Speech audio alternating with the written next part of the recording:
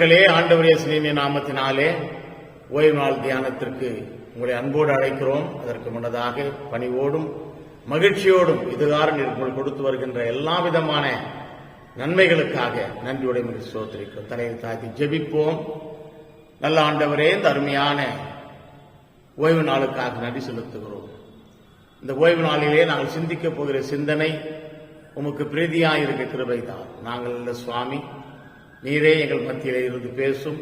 கேட்கப் போகிற அத்தனை உள்ளங்களையும் அத்தனை குடும்பங்களையும் நீர் ஆசீர்வதி. மீட்பிரேசனத்தை ஜெபிக்கிறோம் நல்ல பிதாவே, ஆமேன் ஆமேன். தேவநாமத்திற்கு மகிமை உண்டாவதாக. இன்றைய நாளுடைய தலைப்பு அருட்பொழிவு திருப்பணி. முதலாவதாக அருட்பொழிவு திருப்பணி, கிறிஸ்துவின் காயங்களால் அடையாளப்படல் என்ற தலைப்பிலே நாம் சிந்திக்கப் போகிறோம். Ordained ministry marked by the wounds of Christ. சிந்தனைக்கு செல்வதற்கு முன்னதாக ஒரு பாடலை நாம் பாடுவோம். என் சிலுவையை எடுத்து என் இயேசுவையே கனம் பின்னே வரேன், என் இயேசுவையே கனம் பின்னே வரேன், என் இயேசுவையே கனம் பின்னே வரேன். நிலமீதினில் எனக்காய் உயிர் விட்டு, நிலமீதினில் எனக்காய் உயிர் விட்டு, ரட்சகரே எனக்குள்ளையவும் விட்டு, என் சிலுவை எடுத்து என் இயேசுவையே கனம் பின்னே வரேன், என் இயேசுவையே கனம் பின்னே வரேன், என் இயேசுவையே கனம் பின்னே வரேன். பாடுகள் பாட்டிடுவேன், உம்மோடு நான் பாரநுகம் சுமப்பேன், உம்மோடு நான் பாரநுகம் சுமப்பேன், உம்மோடு நான் பாரநுகம் சுமப்பேன்.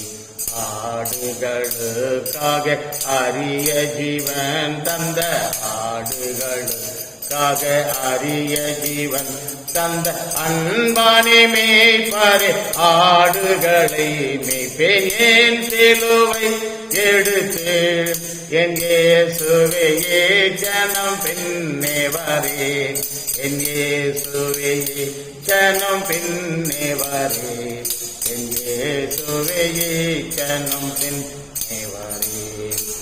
ஆசை மேற்கொள்ள விடேன், கெட்ட லோக பாசமானோ கவிடேன், கெட்ட லோக பாசமானோ கவிடேன், கெட்ட லோக பாசமானோ கவிடேன்.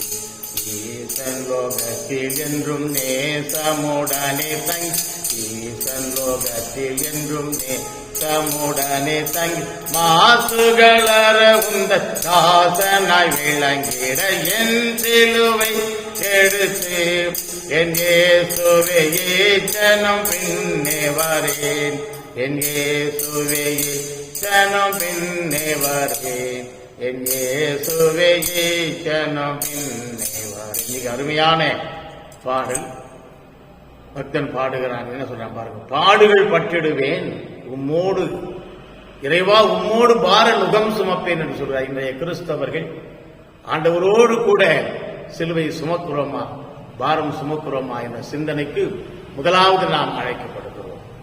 அடுத்ததாக பாருங்க, ஆடுகளுக்காக ஜீவனை கொடுக்கிறார் ஆண்டவர். அப்படியானால் நானும் ஆடுகளை மேய்ப்பேன் என்று பக்தன் பாடுகிறான். அது மாத்திரமல்ல, என்னுடைய வாழ்க்கையில எந்த ஒரு கெட்ட ஆசையும் பாசமும் வராதபடி தடுத்து சமநிலை தர்மமாய் செயல்படுவேன் என்று சொல்லுகிறார்.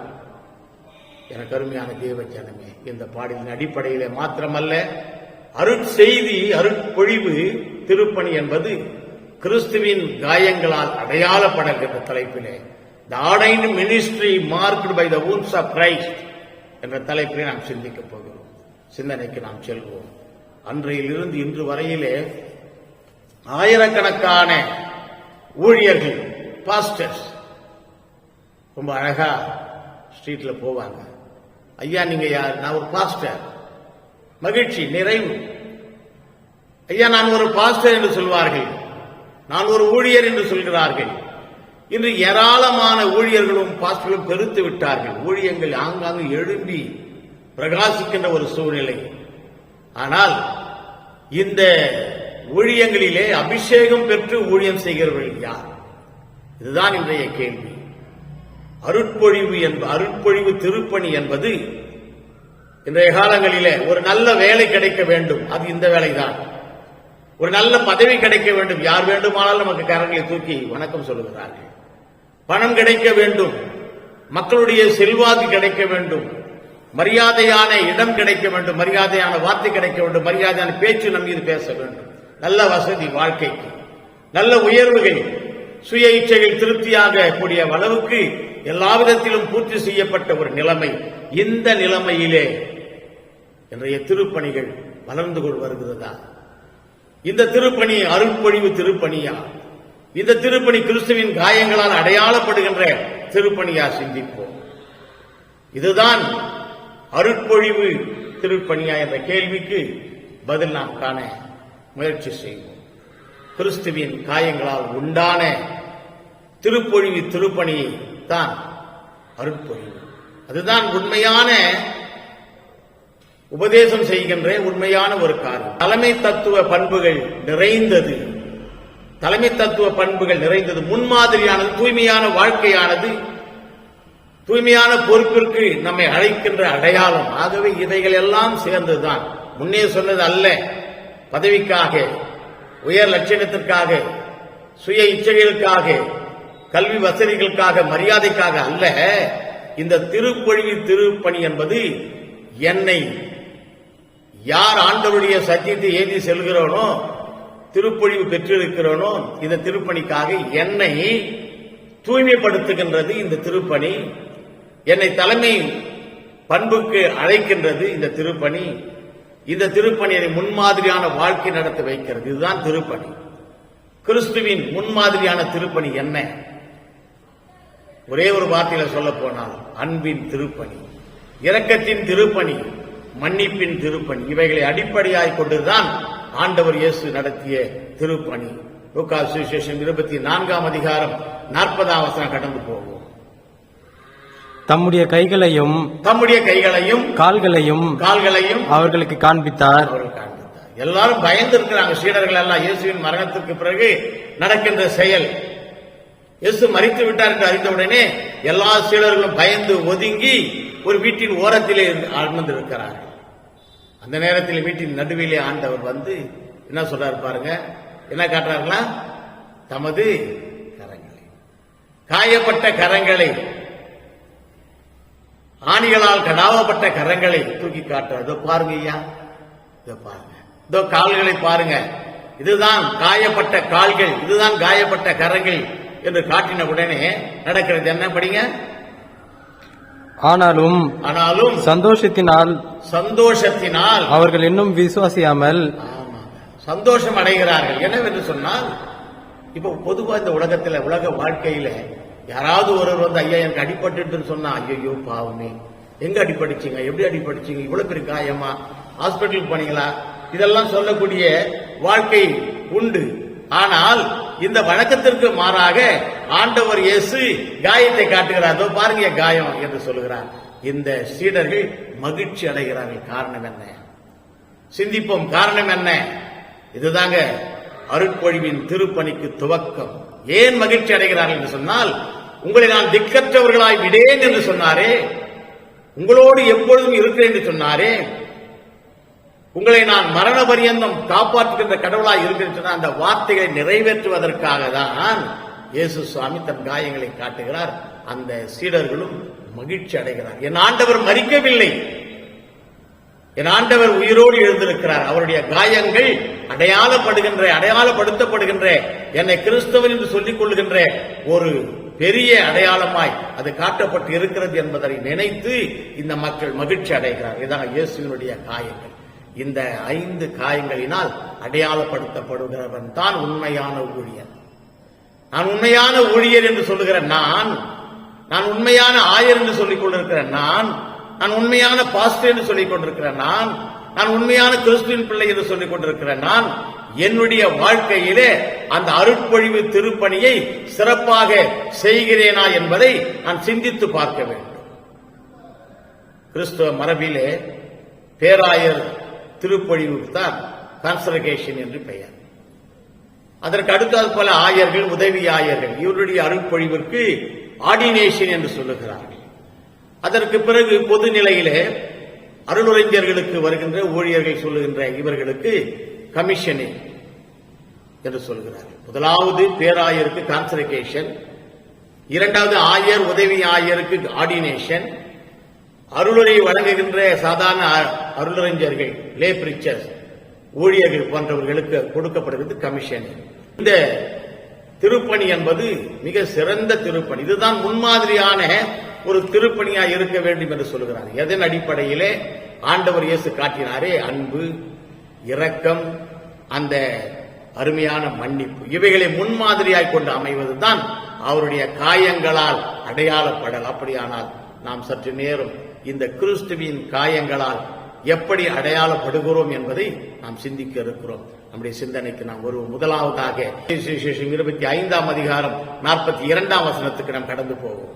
பசியாயிருந்தேன், நீங்கள் எனக்கு போஜனம் கொடுக்கவில்லை. எனக்கு அருமையானவர்களே, அடையாளப்படுத்துதல் என்று சொன்னால் பொறுப்புகளை கிறிஸ்தவ ஊழியர்களுக்கு, கிறிஸ்தவ ஆயர்களுக்கு, கிறிஸ்தவ பாஸ்டர் என்று சொல்லிக் கொண்டிருக்கிறவர்களுக்கு, கிறிஸ்தவர்கள் என்று சொல்லிக் கொண்டிருக்கிறவர்களுக்கு கர்த்தர் கொடுக்கின்ற பொறுப்புகள் என்ன? நன்றாய் சிந்திக்க வேண்டும். 42ஆம் வசனம் பாருங்க. நான் பசியாயிருந்தேன், நீங்கள் எனக்கு போஜனம் கொடுக்கவில்லை.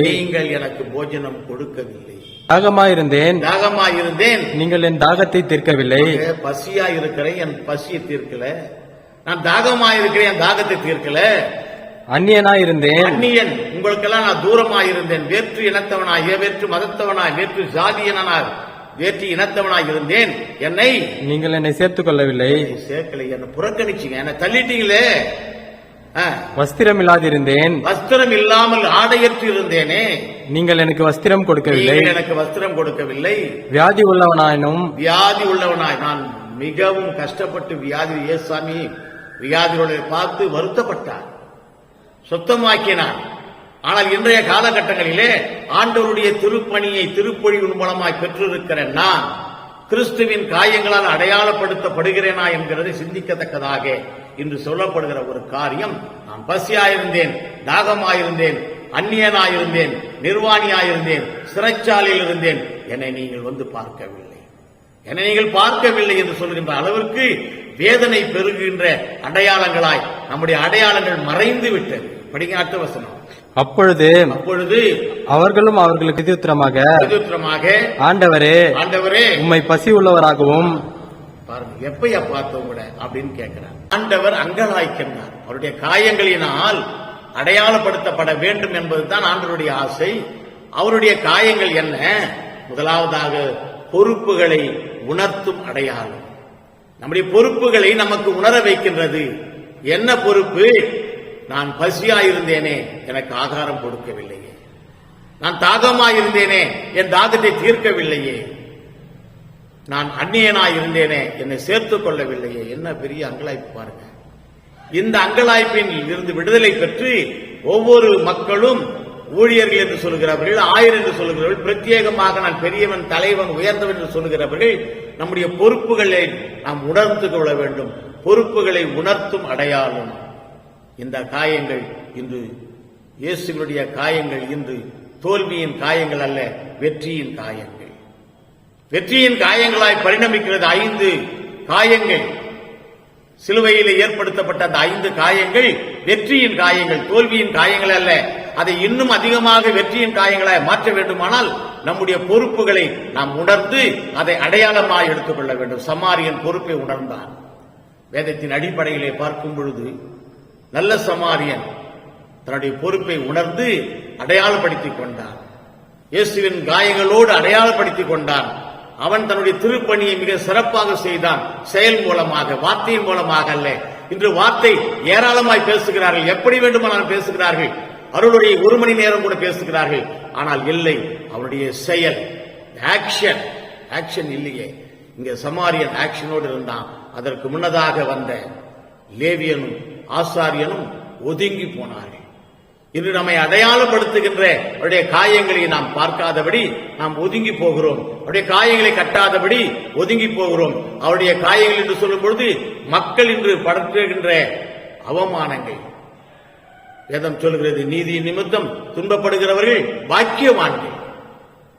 நாம் நீதிக்காக துன்பப்பட்டால் தான் பொறுப்புகளை உணர்ந்த அடையாளங்களாய் காணப்படுகிறது.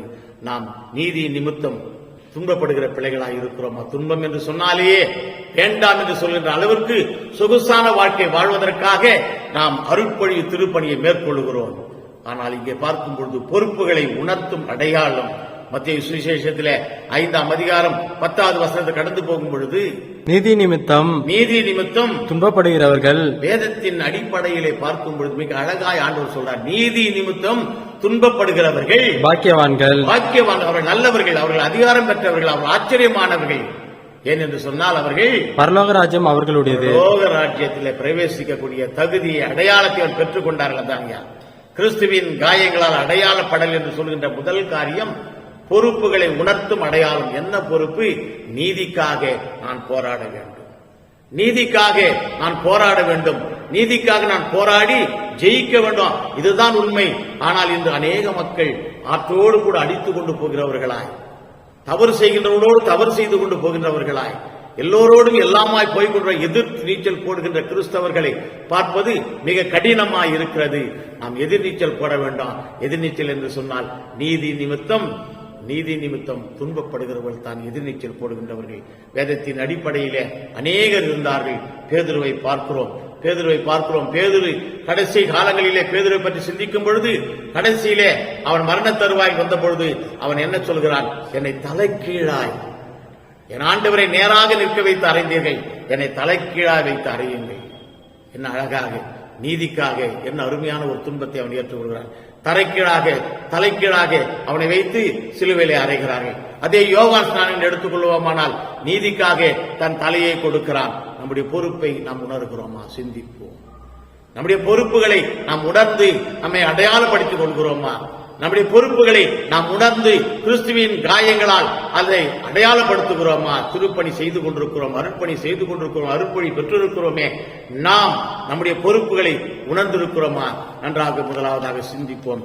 இரண்டாவதாக கிறிஸ்துவை சுமக்கும் அடையாளம். முதல் அடையாளம் பொறுப்புகளை உணரும் அடையாளம். நம்முடைய பொறுப்புகளை நாம் உணர வேண்டும். எனக்கு கொடுக்கப்பட்டிருக்கிற பொறுப்பு இந்த மந்தையில் ஆடுகளை மேய்க்க வேண்டும். என் ஆடுகளை மேய்ப்பாயாக என்று சொன்னாரே, அந்த ஆடுகளை நான் மேய்க்க வேண்டும், சிறப்பாக மேய்க்க வேண்டும், நல்ல இடத்திலே மேய்க்க வேண்டும், தகுதியான இடங்களிலே அமர செய்ய வேண்டும். அப்படியாக இந்த உலக மக்களுக்கு நான் ஆறுதலையும் சமாதானத்தையும் இரக்கத்தையும் என் ஆண்டவர் எவ்விதமாய் காட்டி சென்றாரோ அன்பையும், அந்த அன்பை நான் பகிர்ந்து கொடுக்க வேண்டும். அதாங்க என்னுடைய பொறுப்பு. அந்த பொறுப்பின் மூலமாய் என்னை நான் அடையாளப்படுத்திக் கொள்கிறேனா? முதலாவதாக சிந்திக்கணும். இரண்டாவது, கிறிஸ்துவை சுமக்கின்ற அடையாளம். யோவான் சுவிசேஷத்திலே 1ஆம் அதிகாரம் 29ஆம் வசனம் கடந்து போகும். மறுநாளிலே யோவான் இயேசுவை தம்மிடத்தில் வர கண்டு இதோ உலகத்தின் பாவத்தை சுமந்து தீர்க்கிற சாமி யோவானிடத்திலே போகும் பொழுது யோவான் தீர்க்கதரிசியமாய் சொல்லுகின்ற ஒரு நல்ல ஒரு வார்த்தை, இதோ உலகத்தின் பாவத்தை சுமந்து தீர்க்கிற தேவாட்டுக்குட்டி. சிலுவையை சுமக்கின்றது, கிறிஸ்துவை சுமக்கின்றது ஒரு காயப்பட்டவர் அடையாளம். எனக்கு அருமையானவர்களே, நாம் இயேசுவை போல இந்த உலகத்தின் சிலுவையை சுமக்கிறோமா? கர்த்தர் இந்த உலக பாவங்களுக்காக சிலுவையை சுமந்தார், சிலுவையை சகித்தார், காயங்களை ஏற்றுக்கொண்டார், காயங்கள் மூலமாய் அடையாளப்படுத்தினார், அநேக மக்களை பாவத்திலிருந்து மீட்டு சுகப்படுத்தினார். 1 பேதுரு புஸ்தகத்திலே 2ஆம் அதிகாரம் 24ஆம் வசனம் இப்படியாய் சொல்கிறது, நாம் பாவங்களுக்காக செத்து நீதிக்கு பிழைத்திருக்கும்படிக்கு நம்முடைய பாவங்களுக்காக அவர் செத்தார். நம்முடைய பாவங்களுக்காக அவர் செத்தார். நீதிக்காக அவர் என்ன பண்ணார்களா? பிழைத்திருக்கும்படி அவர் தாமே தமது சரீரத்திலே நம்முடைய பாவங்களை சிலுவையின் மேல் சுமந்தார். உலக மக்கள் செய்திருக்கிற அனைத்து பாவங்களையும் அவர் சிலுவையிலே சுமந்தவராய் அங்கே தொங்கிக் கொண்டிருக்கிற ஒரு நிலைமை. ஆகவேதான் யார் ஒருவர் திருப்பொழிவை பெற்றுவிட்டேன், நான் கிறிஸ்துவின் ஊழியனாக கிறிஸ்துவின் சக மனிதனாக இருக்கு என்று சொல்கிற யாரும் எப்படிப்பட்டவர்களாக இருந்தாலும் நாம் இரண்டாவதாக பொறுப்பை உணர்ந்து அடையாளப்பட வேண்டும். இரண்டாவது, கிறிஸ்துவை சிலுவையை சுமக்கின்றவர்களாக இருக்க வேண்டும். இயேசுவின் சிலுவையை சுமப்போம். பாடல் மிக அருமையாய் பாடுகிறான் பக்தன். என் சிலுவை எடுத்து என் இயேசுவே இச்சனம் பின்னே வரேன் என்று சொல்கிறான். உலகம் விட்டிடணும், தாய் தந்தையர் விட்டிடணும், எந்த உலகத்தின் மக்கள் ஆசாபாசங்கள் விட்டு நன்மை பெற்ற மக்கள் எல்லாம் மறந்து போனாலும் நான் மறவேன் என்று சொல்கிறார். எனக்கு அருமையானவர்களே, சங்கீதக்காரன் சொல்கிறானே, என் பாவங்கள் எனக்கு முன்பாக எப்பொழுதும் நிற்கிறது, என் பாவங்கள் எப்பொழுது எனக்கு முன்பாக நிற்கிறது என்று சொல்லுகிறான். அது மாத்திரமல்ல, என் கண்களுக்கு முன்பாக நிற்கிற என் பாவங்களை என் தேவன் தீர்ப்பார் என்றும் சொல்கிறான். அதுதாங்க சிலுவையை சுமக்கும் அடையாளம். சாது சுந்தர் சிங் வீட்டிலே அமர்ந்திருக்கும் பொழுது அவர் ஏதோ ஒரு அடையாளப்படுத்த வேண்டும் என்று பிரசங்கத்தை தயார் செய்து கொண்டிருக்கும் பொழுது சாத்தானவன் சோதிக்க விரும்புகிறான். சாத்தானவன் சோதிக்க விரும்பி ஒரு பெரிய லிஸ்டை முன்னால் கொண்டு நிறுத்துறான். சாது சுந்தர் சிங், நீங்க என்னென்ன செய்தீங்க, என்னென்ன உலகத்தில் என்னென்ன காரியங்களை கிறிஸ்துவுக்காக செய்யல, கிறிஸ்துக்கு அகேன்ஸ்டா என்னென்ன செய்தீங்க என்பதை பட்டியலிடுகிறான். 1, 2, 3, 4 என்று சொல்லி பட்டியலிட்டுக் கொண்டே போகிறான். எல்லாத்தையும் படித்தான். ஆமாம், இவைகளை எல்லாம் நான் செய்தேன், இல்லை என்று சொல்லவே இல்லை, ஆனால் என்று சொல்லி சிவப்பு மையினாலே அதன் மீது எழுதுகிறார். இயேசுவின் ரத்தம் சகல பிரச்சனைகளையும், சகல நோய்களையும், சகல வியாதிகளையும், சகல பாவங்களையும் நீக்கி சுத்திகரிக்கும் என்று எழுதிய உடனே அத்தனை பாவங்களும் மறைந்தது. என கருமையானவர்களே, கிறிஸ்துவின் சிலுவையை சுமத்தல் என்று சொன்னால் பாவங்கள் இல்லாத ஒரு வாழ்க்கை, பாவங்கள் இல்லாத ஒரு வாழ்க்கையை நாம் வாழ வேண்டும். அப்பொழுதுதான் நாம் இங்கு சிலுவையை சுமக்கின்ற பிள்ளைகளாயிருப்போம். ஏசாயா தீர்க்கதரிசி புத்தகத்தில் 53ஆம் அதிகாரம் 5ஆம் வசனம் என்ன சொல்லுது பாருங்க.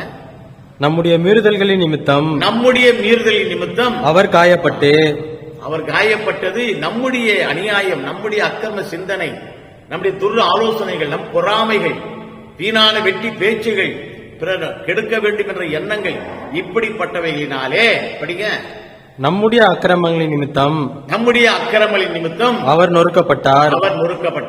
நமக்கு சமாதானத்தை உண்டு பண்ணவும் ஆக்கினை அவர் மேல் வந்தது. சமாதானத்தை உண்டு பண்ணும் ஆக்கினை அவர் மேல் வந்தது. என்ன ஆக்கினைன்னா, நாம என்னென்ன செய்யறோம் பாருங்க. காயப்பட்டு இருக்கிறோம், நொறுக்கப்பட்டு இருக்கிறோம், சமாதானம் இழந்திருக்கிறோம். இந்த மக்களை சந்தித்து இவர்களுக்கு ஆறுதலை சொல்லும் பொழுது மாத்திரமே நான் கிறிஸ்துவை சுமக்கின்ற அடையாளத்தை உடையவனாய் இருக்கிறேன். இயேசுவின் காயங்களை ஏற்றுக்கொள்கிறேன் சொன்ன, இயேசுவின் காயங்களை ஏற்றுக்கொள்வதற்கு அடையாளம் என்ன? நான் மக்களிடத்திலே பரிவை காட்ட வேண்டும், நான் மக்களிடத்திலே நிறைவை காட்ட வேண்டும், நான் மக்களுக்கு முன் உதாரணமாய் திகழ வேண்டும். நானே என்னுடைய வழிகளிலே, என் மாம்ச இச்சைகளிலே இழுப்புண்டு போய்கொண்டே இருப்பேனானால் என்னை பார்க்கிறவன் எப்படி சுத்தமாய் கிறிஸ்துவின் சிலுவையை சுமக்கிறேன் என்று தன்னை அடையாளப்படுத்திக் கொள்ள முடியும்? ஆண்டவருடைய சிலுவையை சுமக்கின்ற, ஆண்டவருடைய பொறுப்பை ஏற்றுக்கொண்டிருக்கின்ற நான் இருக்கேன் என்று சொல்கிறேன் எப்படி காயங்களால் அடையாளப்படுத்த முடியும்? இல்லையே. ஆகவே எனக்கு அருமையான தேவ ஜனமே, இயேசுவை நான் அறிகிறேன் என்று சொன்னால், இயேசுவை நான் வெளிப்படுத்துகிறேன் என்று சொன்னால், கிறிஸ்துவை சுமக்கின்ற அடையாளம் உடையவனாய் காணப்பட வேண்டும். எப்படி என்றால், பிலிப்பும் அந்திரேயாவும் இயேசுவை அடையாளமாய் கொண்டிருந்தார். கிரேக்கர்கள் வராங்க, வேதத்தில் ஒரு நிகழ்ச்சி வருது. கிரேக்கர்கள் வந்து என்ன பண்றான்? கிரேக்கர்கள் உயர்ந்தவர்கள், இந்த பிலிப்பும் அந்திரேயாவும் செம்மடவர்கள், கீழ் ஜாதி மக்கள். இந்த மேல் ஜாதியான இந்த கிரேக்கர்கள் இந்த பிலிப்பு அந்திரேயிடத்தில் வந்து, நாங்கள் இயேசுவை காண விரும்புகிறோம், we want to see thy Christ என்று சொல்கிறார். நாங்கள் இயேசுவை காண விரும்புகிறோம். நன்றாக சிந்தித்து பார்க்குங்கயா. கிறிஸ்துவை சுமக்கும் அடையாளம், நான் கிறிஸ்துவை சுமக்கிறேன் என்று சொன்னால், நான் கிறிஸ்துவை அவருடைய காயங்களினால் சுமக்கிறேன் என்று சொன்னால் அடையாளம் வெளிப்பட வேண்டாம். எப்படிப்பட்ட அடையாளம்? என்னை பிறர் போற்ற வேண்டாம். என் அதிகாரத்தின் நிமித்தம் அல்ல, என் பதவி நிமித்தம் அல்ல, என் அழகின் நிமித்தம் அல்ல, என் ஆணவத்தின் நிமித்தம் அல்ல, என் ஐஸ்வர்யத்தின் நிமித்தம் அல்ல, என் கல்வி நிமித்தம் அல்ல, என்னுடைய செயலின் மூலமாய் நான் இயேசுவை எவ்விதமாய் அறிவிக்கிறேனோ அந்த செயல்பாட்டின் மூலமாய் மற்றவர்கள் உணர்ந்து கொள்ள வேண்டும். சிலுவையை சுமக்கின்ற அடையாளத்தை என் வாழ்க்கையில் நான் வைத்திருக்க வேண்டும். பிலிப்பும் அந்திரேயாவும் சிலுவையை சுமந்தார்கள். ஆகவே இயேசுவை சுமக்கிறேன் என்று சொல்கிறேன் நான், கிறிஸ்துவை சுமக்கிறேன் என்று சொல்கிறேன் நான், ஆண்டவருடைய காயங்களை அடையாளப்படுத்துகிறேன் என்று சொல்கிறேன் நான். முதலாவதாக நம்முடைய பொறுப்புகளை உணர்வோம். இரண்டாவதாக, கிறிஸ்துவுக்காக சிலுவையை சுமப்போம். அவ்விதமாய் சுமக்கும் பொழுது கர்த்தருடைய கிருபை நமக்கு பெரியதாய் ஏற்படுகிறது. துர்ரா போதனையால் அல்ல, பலவிதமான கெட்ட பழக்க வழக்கையினால் அல்ல, உண்மையான மீட்பை இயேசு மட்டுமே தர வல்லவர் என்பதை உணர வேண்டும். கலாத்தியர் புஸ்தகத்திலே 6ஆம் அதிகாரம் 14ஆம் வசனத்தை கடந்து போவோம். நானோ நம்முடைய கர்த்தராகிய இயேசு கிறிஸ்துவின் சிலுவையை குறித்தே அல்லாமல் வேறொன்றையும் குறித்து. இதுதாங்க உண்மையான திருப்பணி, அபிஷேகிக்கப்பட்ட திருப்பணி. என்னடான்னு சொன்னா, நான் கிறிஸ்துவின் சிலுவையை குறித்தே அல்லாமல் வேறொன்றையும் குறித்து மேன்மை பாராட்டியிருப்பான். வாழ்க்கையிலே பார்க்கிறோம். எல்லாவற்றையும் சொல்ற, எல்லாம் அற்பம், குப்பை, தூசி என்று சொல்லுகிறார். ஏனென்று சொன்னால், திரண்ட ஆஸ்தி, உயர்ந்த கல்வி, செல்வாக்குகள் மிக இருப்பேனும் குருசை நோக்கி பார்க்க எனக்கு, குருசை நோக்கி பார்க்க எனக்கு உரிய பெருமை யாவும் அற்பமே. அழகா விந்தை கிறிஸ்து இயேசு ராஜா, உந்தன் சிலுவை எனக்கு மேன்மை ஐயா என்று சொல்கிறார். பவுல் அப்போஸ்தலன் சொன்னான், நான் சிலுவையை குறித்து மாத்திரம் பெருமை அடைகிறேன். இந்த உலகத்திலே எனக்கு பெரிய பெருமைகள் ஏராளமாக இருக்கிறது ஐயா. என்னுடைய பதவி, என்னுடைய தலைவன் என்கிற அந்தஸ்து, என்னுடைய உயர்ந்த நிலை, இப்படி பலவிதமான அந்தஸ்துகள் எனக்கு இருந்தாலும் இவைகளெல்லாம் அற்பம், இவைகளெல்லாம் தூசி. இன்னைக்கு திருப்பணி செய்கிற நாம் இப்படிப்பட்ட ஒரு மேலான கொள்கையை நாம் வைக்கிறோமா? காயப்பட்ட ஆண்டவரை அடையாளப்படுத்த வேண்டும் என்னுடைய வாழ்க்கையில் என்று சொன்னால், இவைகள் எல்லாம் விட்டால் தான் காயப்பட்ட ஆண்டவர் நம் நிமித்தமாய் அடையாளப்படுவார். கிறிஸ்துவை சுமக்கின்ற அடையாளம் இதுதான். அது மாத்திரமல்ல, மார்க்கு சுவிசேஷத்திலே 8ஆம் அதிகாரம் 34ஆம் வசனத்திற்கு கடந்து போவோம். பின்பு அவர் ஜனங்களையும் தம்முடைய சீஷர்களையும் தம்மிடத்தில் அழைத்து, ஒருவன் என் பின்னே வர விரும்பினால், யார் ஒருவர், ஐயா நான் திருப்பணி பெற்றுவிட்டேன், திருப்பொழிவு பெற்றுவிட்டேன், நான் அருள்பொழிவு பெற்றுவிட்டேன் என்று சொல்வது அல்ல. ஐயா நான் ஊழியர் என்ற முத்திரையை குத்திக் கொண்டேன் என்று சொல்வது அல்ல. நான் வெள்ளுடை தரித்துக் கொண்டேன் என்று சொல்வது அல்ல. என்னை ஏற்றுக்கொண்டவன் சொல்றார் பாருங்க ஆண்டவர், ஒருவன் என் பின்னே வர விரும்பினால், எனக்கு என்ன ஃபாலோ பண்ண விரும்பினா, என் பின்னே வர விரும்பினால், அவன் தன்னைத்தானே வெறுத்து தன்னைத்தான் வெறுக்க வேண்டும். உன்னுடைய உள்ளத்திலே, உன்னுடைய இல்லத்திலே, உன் சக மக்கள் மத்தியிலே, உன் சமுதாயத்திலே, உன் திருச்சபையிலே நீ எவைகளை நான் என்று சொல்லி ஆங்காரத்தில் செய்து கொண்டிருக்கிறாயோ எல்லாவற்றையும் விட்டு சிலுவையை சுமக்க வேண்டும். அதுதான் அங்க சொல்றாரு பாருங்க. படிங்க மறுபடியும் வசனத்தை. ஒருவன் என் பின்னே வர விரும்பினால் அவன் தன்னைத்தானே வெறுத்து தன் சிலுவை எடுத்துக்கொண்டு, என்னுடைய சிலுவை, அவனுடைய சிலுவை எடுத்துக்கொண்டு என்னை பின்பற்ற கடவன். ஆகவே எனக்கு அருமையானவர்களே, கிறிஸ்துவை பின்பற்றுதல் என்று சொன்னால், கிறிஸ்துவை சுமக்கின்ற அடையாளம் என்று சொன்னால், அவருடைய சிலுவையை தூக்கி கொண்டு போவது, மார்பில் அணிந்து கொண்டு போவதல்ல, கையிலே பச்சை குத்தி கொண்டு போவதல்ல, அல்லது மோதிரத்திலே அணிந்து கொள்வது அல்ல. எனக்கு அருமையானவர்களே, என் ஆண்டவருடைய சிலுவையை நான் சுமக்கிறேன் என்று சொன்னால், என் வாழ்க்கை பிறருக்கு வழிகாட்டியாய், முன்மாதிரியாய் இருக்க வேண்டும். என் வாழ்க்கையிலே இயேசு மகிமை அடைய வேண்டும். என் வாழ்க்கையிலே இயேசு பிரதிபலிக்க வேண்டும். என் வாழ்க்கையிலே இயேசு பேச வேண்டும். என் வாழ்க்கை பேச வேண்டும். அவ்விதமாக இருந்தால் மாத்திரமே சிலுவை சுமக்கின்ற அடையாளத்தை நான் உடையவனாக இருப்பேன்.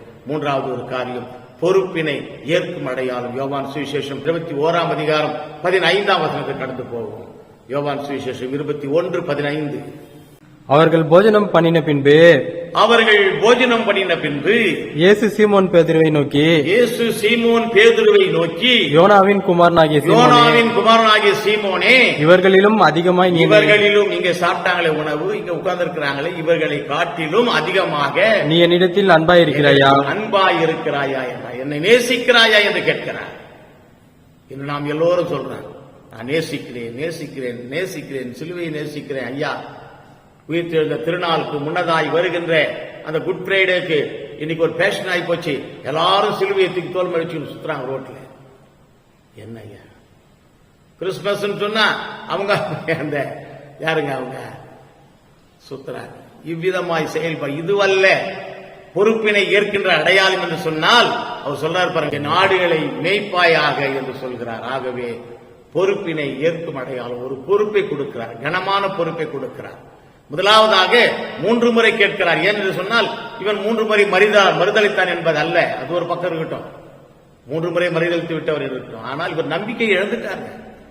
இயேசுவின் மேல வைத்திருக்கிற நம்பிக்கை, இவரை கற்பாரை என்று சொன்னார்களே, இவன் மீது என் சபையை கட்டுவேன் என்று சொன்னார்களே, அப்படிப்பட்ட ஒரு பெரிய ஆலோசகராயிருந்தவர், ஒரு பெரிய தீர்க்கதரிசியாயிருந்தவர், ஒரு பெரிய வாழ்க்கையின் வழிகாட்டியாயிருந்த அந்த சீமோன் பேதுரு தன்னுடைய நிலைமையை மறந்து கர்த்தர் சென்று விட்டார், இனி வாழ்க்கை இல்லை என்பதை நினைத்து கடற்கரைக்கு செல்கிறார்கள். கடற்கரைக்கு சென்று மீன் பிடிக்கிறவர்களாக இருக்கிறாங்க. இப்படிப்பட்டவர்களை இந்த சிறப்பான அழைப்பை அவர்கள் பெற்றிருக்கிறார் என்பதை நினைவுபடுத்த வேண்டும், உணர்த்த வேண்டும் என்பதற்காகவே ஆண்டவர் சொல்றாரு, என் ஆடுகளின் மீது உனக்கு கரிசனை இருக்கிறதா? 3 முறை கேட்கிறார். முதலாவது கேட்கும் பொழுது என் ஆட்டு குட்டிகள் மீது கரிசனை இருக்கிறதா? எனக்கு அருமையானவர்களே, நலிந்த புறம் தள்ளப்பட்ட பாடுபடுகின்ற விசுவாசிகள் மீது, அதாங்க ஆட்டுக்குட்டி. ஏழ்மையில் இருக்கின்ற விசுவாசிகள், ஏழ்மையில் இருக்கின்ற நம்முடைய பிள்ளைகள், நீதிக்கு தலைவணங்கி அது நிமித்தமாய் சிறைச்சாலையிலே அவதிப்படுகின்றவர்கள், இவர்களுக்காக ஆண்டவர் சொல்றாரு, இந்த நலிந்த ஆட்டுக்குட்டிகளை போன்று இருக்கின்ற என்னுடைய மக்களுக்காக நீ பாடுபடுவாயா? இதுதாங்க ஒரு அடையாளம். பொறுப்பினை ஏற்க அடையாளம்னா முதலாவதாக நலிந்து போன, நொந்து போன மக்களுக்கு, அதான் முதலே நாம் பார்த்தோமே, உணவின்றி, பசியின்றி, தாகமாய், ஆதரவு இல்லாமல், ஆடையின்றி இருக்கின்ற மக்களுக்கு உதவி யார் செய்கிறார்களோ அவர்கள்தான் என்னுடைய ஐயா. நான் முடியாதுங்க, நான் சொல்ல, நான் கிறிஸ்தவன், நான் அபிஷேகம் பண்ணப்பட்டவன், நான் ஊழியன், நான் திருப்பணியிலே திருப்பொழிவு பெற்றவன், நான் அருளறையை அழகாய் செய்கிறவன், எனக்கு இப்படி உண்டு அப்படி உண்டு என்று சொன்னால் கூட ஆண்டவர்களை கேட்டு சாட்டுவார். உங்களை நான் அறியேன் என்று சொல்லுகின்ற நேரத்தை நாம் எதிர்பார்க்கலாம். அதற்கு பதிலாக நம்மை ஆண்டவர் ஆசீர்வதிக்க வேண்டும் என்று சொன்னால் ஒரு அழகான பொறுப்பை ஏற்றுக்கொள்ள வேண்டும். இந்த உலகத்திலே பாடுபடுகின்ற மக்களோடு நீங்கள் இணைந்து அவர்களை உயர்த்துங்கள். நலிந்த பாடுபடும் விசுவாசிகளுடைய நலனுக்காக ஒரு அழைப்பை கொடுக்கின்றார். என் ஆடுகளை பேணி வளர்ப்பாயாக என்று சொல்கிறார். எனக்கு அருமையானவரே, எத்தனை பேர் காயப்பட்ட ஆடுகள், நலிந்து போன, நொந்து போன, துன்புறுத்தலுக்கு ஆளாயிருக்கின்ற ஆடுகள், இவர்களை எல்லாம் ஏற்பதுதான் ஒரு அடையாளம். முதல் அடையாளம் ஆண்டவர் சொன்னாரு, முதல் அடையாளம் கிறிஸ்துவை ஏற்றுக்கொள்கின்ற, பொறுப்புகளை ஏற்றுக்கொள்கின்ற அடையாளம். இரண்டாவது அடையாளம் கிறிஸ்துவின் சிலுவையை சுமக்கின்ற அடையாளம். மூன்றாவது கிறிஸ்து சொல்லிச் சென்றாரே அந்த பொறுப்பினை, அவர் விட்ட வழிகளை பின்பற்றி மற்றவர்களுக்கு சொல்லுகின்ற அடையாளம். ஆகவே நம்முடைய வாழ்க்கையில இந்த 3 அடையாளங்கள் காணப்படுகிறதா என்பதை நாம் சிந்தித்து பார்க்க வேண்டும். என்னுடைய வாழ்க்கையிலே நான் என்னுடைய பொறுப்பை உணர்ந்து செயல்படுகிறேனா? அதை அடையாளமாக வைத்து அவருடைய காயங்களை நான் உணர்த்துகிறேனா? மக்கள் மத்தியிலே சிந்திக்க வேண்டும். இரண்டாவது, நான் கிறிஸ்துவை சுமந்து அடையாளப்படுத்திக் கொண்டிருக்கிறேனா பிறருக்கு என்பதை சிந்திக்க வேண்டும். மூன்றாவது, நான் ஆண்டவர் சொன்ன மேலான பெரிய பொறுப்பை ஆண்டவர் சொல்றார். 3 முறை கேட்கிறார். 3வது முறை கேட்கும் போது தான் ரொம்ப வேதனையாக இருந்து அவன் சொல்றான், ஆண்டவரே உம்மை நான் நேசிக்கிறேன் என்பதை நீர் அறிவீர். எனக்கு அருமையானவர்களே, பொறுப்பை நாம் ஏற்றுக்கொள்ள வேண்டும். பொறுப்பை ஏற்றுக்கொள்கின்ற கிறிஸ்துவர்களாக நாம் இருக்க வேண்டும். அப்படி இருக்கும் பொழுது மாத்திரமே ஆண்டவர் நம்மை ஆசீர்வதிக்கிறார். விசேஷமாக இந்த தலைப்பினை நாம் படிக்கும் பொழுது மிக அருமையான ஒரு தலைப்பாய் காணப்படும். அருட்பொழிவு என்பது, அருட்பொழிவு திருப்பணி என்பது கிறிஸ்துவின் காயங்களால் அடையாளப்படுத்தப்பட வேண்டும். என்னுடைய காயங்கள் அல்ல, என்னுடைய சொந்தமான முயற்சிகள் அல்ல. ஐயா, இயேசுவின் காயத்தை என் உடலிலே ஏற்று இந்த 5 காயங்களை நான் மற்றவர்களுக்கு விசேஷ விதமாய் காட்டி அவர்களை பொறுப்புள்ளவர்களாய் மாற்ற வேண்டும். அவர்களை கிறிஸ்துவின் சிலுவையை சுமக்கின்றவர்களாய் காட்ட வேண்டும். அவர்களை மேலான பொறுப்புகளை ஏற்கின்ற பிள்ளைகளாக காட்ட வேண்டும். இவ்விதமாய் செயல்படும் பொழுது கர்த்தர் நம்மை ஆசீர்வதிக்கிறார். இந்த நாளை ஆசீர்வதிக்கிறார். விசேஷமாக நம்முடைய திருப்பணியை ஆசீர்வதிக்கிறார். அருமையான தேவ பிள்ளைகளை, நம்முடைய வாழ்க்கையிலே ஆண்டவர் பட்ட காயங்களை வெளிப்படுத்துவோம், வெளிப்படுத்தி காட்டுவோம். என்ன காயம்? அவர் மனக்காயங்கள் ஏராளம். வெளியரங்கமாக, புறகாடமாக, கைகளிலும் கால்களிலும் விழாவிலும் தலையிலும் காயங்கள் இருந்தது சொல்கிறோம். ஆனால் அவர் காயங்கள் ஏராளம், உள்காயங்கள் ஏராளம். இயேசுவாமிக்கு என்ன காயம்? என் மக்கள் கெட்டு போகிறார்கள், என் மக்களுக்கு நல்ல மேய்ப்பன் இல்லை, என் மக்கள் மேய்க்க நல்ல மேய்ப்பின் இல்லாமல் அவதிப்படுகிறார்கள். ஆண்டவர் அங்கலாய்க்கின்றார். எனக்கு அருமையானதிலே திருப்பொழிவு பெற்றிருக்கிறேன் நான். அருப்பணி என்கிற பெயரிலே திருப்பொழிவு பெற்றிருக்கிறேன் நான். ஆண்டவருடைய கிருபையை அங்கலாய்ப்பை நான் உணர்ந்து செயல்படும் பொழுது மாத்திரமே என்னுடைய வாழ்க்கையிலே அன்பும் அடையாளமும் ஆண்டவரை வெளிப்படுத்துகிற தன்மையும் வெளிப்படுகிறதாகவே இந்த நாளிலே நாம் கர்த்தரை வெளிப்படுத்த வேண்டும் என்றால் அவருடைய காயங்களால் மட்டுமே வெளிப்படுத்த முடியும். அவருடைய காயங்களை நாம் பெற்றுக்கொண்டால் மாத்திரமே அந்த காயங்களை பெற்றுக்கொள்வது என்று சொன்னால் கர்த்தர் சொன்னதை போல அவருடைய ஆடுகளை மேய்க்க வேண்டும். கர்த்தர் தாமே வசனங்களை ஆசீர்வதிப்பாராக. தலைகளை தாதி ஜெபிப்போம். நல்ல ஆண்டவரே, இந்த அருமையான நேரத்திற்காய் நன்றியுடைய ஸ்தோத்திரிக்கிறோம் சுவாமி. என்னுடைய வாழ்க்கையிலே இம்மட்டுமாய் நீ செய்து வருகிற எண்ணற்ற கிருபைகளுக்காக நன்றி ஆண்டவரே. பள்ளி துவக்க நேரமாய் இருப்பதினாலே பள்ளிக்கூடத்தில் அநேக பிள்ளைகளை சேர்க்க பணமில்லாமல் வேதனைப்பட்டுக் கொண்ட குடும்பங்களுக்காக ஜெபிக்கிறோம். என்னிடத்திலே பணம் இருக்குமானால் அதை நான் கொடுத்து உதவ கிறிஸ்துவ பிள்ளைகளுக்கு கொடுத்தல் மனப்பான்மையை கொடுக்க வேண்டுமா ஜெபிக்கிறோம். தங்களை அடையாளப்படுத்திக் கொள்ள ஒரு தருணத்தை தாரும் சுவாமி. வியாதியா இருக்கும் பொழுது அவர்களுக்காக ஜெபித்து அவர்களை சந்தித்து அவர்களுக்கு உதவி செய்யும் பொழுது அவருடைய காயங்களை கட்டுகிறோம் என்பதை நான் சிந்தித்து பார்க்கிறோம். அவ்விதமாக என்னுடைய வாழ்க்கையில உங்களுடைய காயங்களை கட்ட கிருபைதான். வேதனையா இருக்கும் பொழுது, பிரிவிலே இருக்கும் பொழுது, மரணத்திலே இருக்கும் பொழுது, பலவிதமான தொல்லையில இருக்கின்ற மக்களை சந்தித்து அவருக்கு நாங்கள் நற்கதி உதவிகளை செய்யும் ஏதோ ஜெபிக்கிறோம் என்று அல்ல, என்னுடைய செயல்பாட்டின் மூலமாய் அவருக்கு நன்மையான காரியங்களை செயல்படுத்தும் பொழுது என் ஆண்டவரே அவருடைய காயங்களை நான் கட்டுகிறோம் என்கிற ஒரு காரியத்தை நாங்கள் பெற்றுக் கொள்கிறோம். ஆகவே அவருடைய வாழ்க்கையிலே உம்முடைய காயங்களால் எங்களை நாங்கள் அடையாளப்படுத்திக் கொள்ள கிருபைதான். மீட்பர் இயேசு நாமத்தில் கிருபை செய்யும் நல்ல ஆண்டவரே.